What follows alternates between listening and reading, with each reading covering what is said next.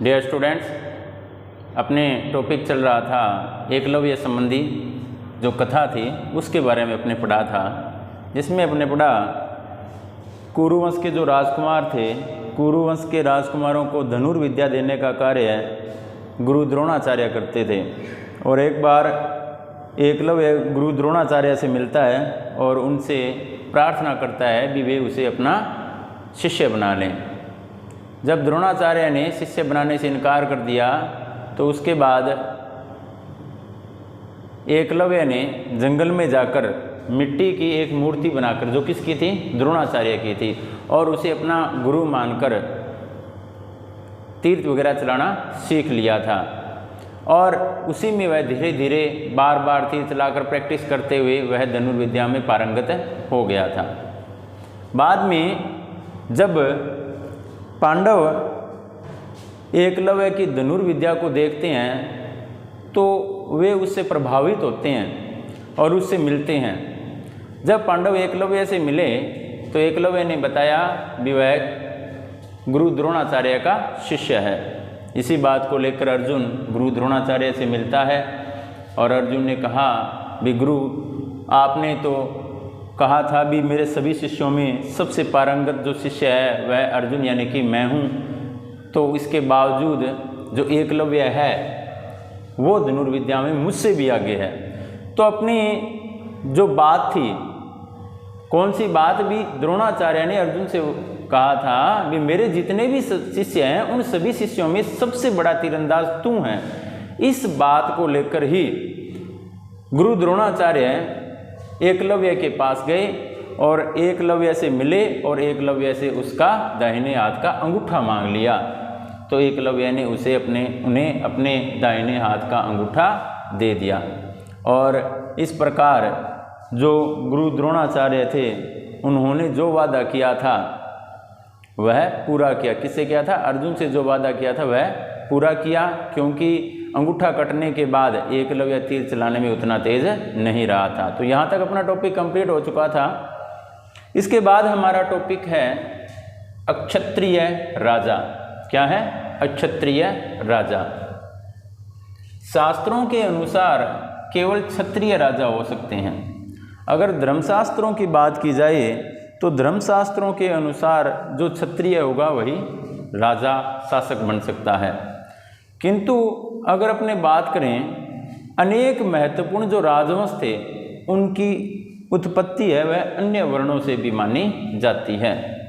इसमें सबसे पहले नाम हमें किसका दिया गया था? मौर्यों का दिया गया था। लेकिन अगर मौर्यों की बात करें तो बौद्ध धर्मों के अनुसार तो मौर्य क्या थे? क्षत्रिय थे। लेकिन अन्य ग्रंथों के अनुसार देखा जाए तो वे ग्रंथ मौर्यों को क्षत्रिय नहीं मानते थे और इस बात पर लंबे समय तक बहस भी चलती रही थी। शुंग और कण्व जो मौर्यों के उत्तराधिकारी थे वे ब्राह्मण थे। तो यहाँ पर अपने ये नहीं कह सकते हैं भी जो शासक वर्ग था, जो राजा था, वह क्षत्रिय ही होता था। यहाँ पर जो शुंग बने, जैसे पुष्यमित्र शुंग का उदाहरण ले सकते हैं, कण्व शासकों का उदाहरण ले सकते हैं। ये क्या थे? ये ब्राह्मण थे। तो ब्राह्मण भी शासक बन सकते थे, राजा बन सकते थे, केवल उनमें योग्यता होनी चाहिए। वस्तुतः राजनीतिक सत्ता का उपभोग हर वह व्यक्ति कर सकता था जो समर्थन और संसाधन जुटा सके। ऐसा व्यक्ति जो समर्थन और संसाधन जुटा सकता था वह क्या कर सकता था? राजत्व का भोग कर सकता था, यानी कि शासक बन सकता था। राजत्व क्षेत्रीय कुल में जन्म लेने पर शायद ही निर्भर करता था। ये जरूरी नहीं होता था भी क्षत्रिय कुल में अगर जन्म लिया है तो वही राजा बन सकता है। ऐसा कभी जरूरी नहीं था, ना ही आवश्यक था। केवल व्यक्ति में समर्थन, व्यक्ति में संसाधन जुटाने और समर्थन जुटाने संबंधी जो उसमें योग्यता है वह होनी चाहिए। इसके बाद है अन्य शासकों का उदाहरण अपने लें तो अन्य शासकों को जैसे शक जो मध्य एशिया से भारत आए, ब्राह्मण, मलेच्छ, बर्बर अथवा अंतर्देशीय मानते थे। देखो क्या कहा जाता है, अन्य देशीय मानते थे। क्या कहा गया? अन्य देशीय यानी कि दूसरे देश से आए। तो यहाँ पर शकों का उदाहरण दिया गया है। शकों की अगर अपने बात करें तो शक मध्य एशिया से भारत में आए थे। इसके अलावा अगर इनकी बात करें तो इन्हें ब्राह्मण मलेच्छ भी कहा जाता था और इन्हें बर्बर कहकर भी पुकारा जाता था। और उन्हें क्या कहा गया, अन्य देशीय कहा गया, यानी कि भारत के बाहर से कहाँ आए थे, भारत में आए थे। किंतु संस्कृत के संभवतः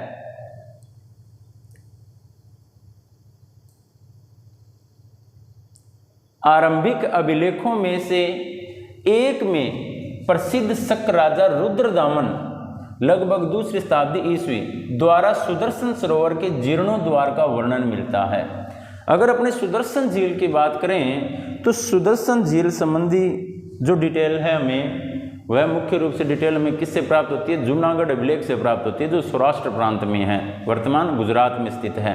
उससे हमें जानकारी मिलती है कि सुदर्शन झील का निर्माण चंद्रगुप्त मौर्य ने करवाया था, पुनर्निर्माण अशोक द्वारा करवाया गया। इसके अलावा जीर्णोद्वार किसके द्वारा करवाया गया, रुद्रदामन के द्वारा करवाया गया। और अगर अपने स्कंदगुप्त की बात करें तो स्कंदगुप्त ने भी क्या करवाया था, सुदर्शन झील की मरम्मत करवाई थी। तो यह जानकारी जो है, यह जानकारी हमें जूनागढ़ अभिलेख से मिलती है। और यहाँ पर भी रुद्रदामन संबंधी बात कही गई है। रुद्रदामन था वह शक महाक्षत्रप था। कौन था, शक महाक्षत्रप था। रुद्रदामन ने सुदर्शन जो सरोवर था या झील जो थी उसका जीर्णोद्वार करवाया था। इससे यह ज्ञात होता है कि शक्तिशाली मलेच्छ संस्कृतीय परिपाटी से अवगत थे। अगर बात करें यहाँ पर तो जो शक्तिशाली मलेच्छ यानी कि जो शक शासक थे वह संस्कृतीय परिपाटी से परिचित थे, यानी कि जो पुरानी विचारधाराएं थी जिनमें अपने अगर सुदर्शन झील का निर्माण किस लिए, सामाजिक कल्याण के लिए या समाज के लिए, पेयजल के लिए या खेतों में सिंचाई हेतु इसका निर्माण करवाया गया, तो उसके महत्व को इन लोगों ने भी समझा था। इन लोगों ने यानी कि शकों ने भी इसे समझा था। एक और दिलचस्प बात यह है कि सातवाहन कुल के सबसे प्रसिद्ध शासक गौतमी पुत्र श्री सातकर्णी, अगर अपने इनका नाम बोले तो गौतमी पुत्र सातकर्णी बनता है। तो गौतमी पुत्र श्री सातकर्णी ने स्वयं को अनूठा ब्राह्मण और साथ ही क्षत्रियों के द्रप का हनन करने वाला बताया था। स्वयं जो गौतमी पुत्र सातकर्णी था उसने स्वयं को क्या बताया था, ब्राह्मण बताया था और क्षत्रियों के द्रप का हनन करने वाला बताया था, यानी कि क्षत्रियों का जो घमंड था उसको चूर चूर करने वाला।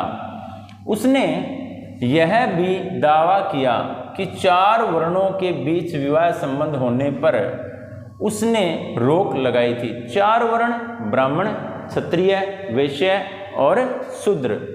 तो ये जो 4 वर्ण थे इनके बीच विवाह संबंध होने पर उसने रोक लगाई थी। किसने, गौतमी पुत्र सातकर्णी ने। किंतु फिर भी रुद्रदामन के परिवार से उसने विवाह संबंध स्थापित किए थे। हालांकि स्वयं गौतमी पुत्र सातकर्णी ने 4 वर्णों के बीच विवाह संबंध पर रोक लगाई थी, लेकिन इसके बावजूद भी गौतमी पुत्र सातकर्णी ने रुद्रदामन के परिवार से वैवाहिक संबंध स्थापित किए थे। जैसा हम ऊपरी उदाहरण में देख सकते हैं, जाति प्रथा के भीतर आत्मसात होना बहुधा एक जटिल सामाजिक प्रक्रिया थी।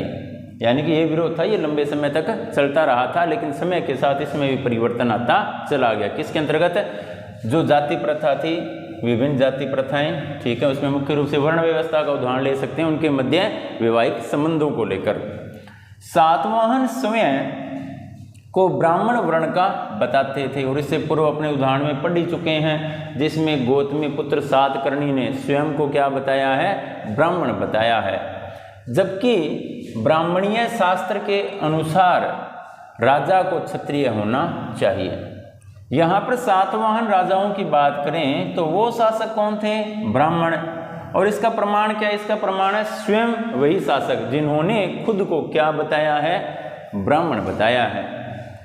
अगर अपने ब्राह्मणीय शास्त्रों की बात करें तो उन शास्त्रों के अनुसार जो शासक होगा वह कौन होगा? क्षत्रिय ही होगा या क्षत्रिय ही होना चाहिए। वे चतुर्वर्णी व्यवस्था की मर्यादा बनाए रखने का दावा करते थे। यहाँ पे देखो क्या लिखा, चतुर्वर्णी, यहाँ पर 4 वर्ण बनेगा। इसका क्या बनेगा? 4 वर्ण। वर्ण वही ब्राह्मण, क्षत्रिय, वैश्य और शूद्र। जो 4 वर्ण व्यवस्था की मर्यादा बनाए रखने का दावा करते थे, यहाँ पर यह लाइनिंग बन जाएगी। किंतु साथ ही उन लोगों से वैवाहिक संबंध भी स्थापित करते थे। एक तरफ तो वे क्या कहते थे, जो 4 वर्णों की व्यवस्था है उसकी मर्यादा को बनाए रखना है, लेकिन दूसरी ओर वे क्या करते थे, विभिन्न वर्णों के मध्य भी वैवाहिक संबंध स्थापित करते थे। जैसे गौतमी पुत्र सातकर्णी का उदाहरण ले सकते हैं, जिसने रुद्रदामन के परिवार के साथ वैवाहिक संबंध स्थापित किए थे। तो उसने क्या किया, चतुर्वर्णी व्यवस्था जो थी उसकी मर्यादा को बनाए नहीं रखा था, क्योंकि अन्य वर्ण के साथ उसने वैवाहिक संबंध स्थापित कर लिए थे, जो इस वर्ण व्यवस्था से ही बाहर थे। और जैसा हमने देखा वह अंतर्विवाह पद्धति का पालन करते थे। इससे पहले अपने बहिर्विवाह और अंतर्विवाह के बारे में पढ़ चुके हैं। तो वे किसका पालन करते थे? अंतर्विवाह पद्धति का पालन करते थे, न कि बहिर्विवाह प्रणाली का, जो ब्राह्मणीय ग्रंथों में प्रस्तावित हैं। तो अगर अपने बात करें स्वयं सातवाहनों की, तो सातवाहन जो थे वो किसका समर्थन करते थे? अंतर्विवाह का।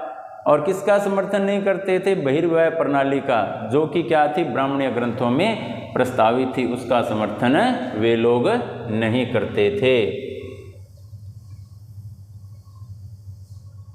इसके बाद टॉपिक रहेगा जाति और सामाजिक गतिशीलता।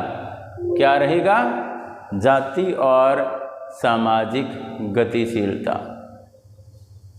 इसके अंतर्गत अपने देखें तो ये जटिलताएं समाज के वर्गीकरण के लिए शास्त्रों में प्रयुक्त एक और शब्द जाति से भी स्पष्ट होती है। एक शब्द जाति शब्द भी आता है। अपने वर्ण तो पढ़ लिया, लेकिन यहाँ पर क्या नाम आया है? जाति का नाम आया है। इसी प्रकार की एक और व्यवस्था में शास्त्रों में मिलती है। ब्राह्मणीय सिद्धांत में वर्ण की तरह जाति भी जन्म पर आधारित थी। जन्म पर आधारित का अर्थ क्या होता है और कर्म आधारित का अर्थ क्या होता है? कर्म आधारित तो वह होती है जिसमें व्यक्ति जैसा कार्य करेगा वह उसी जाति से या उसी वर्ण से संबंधित हो जाएगा।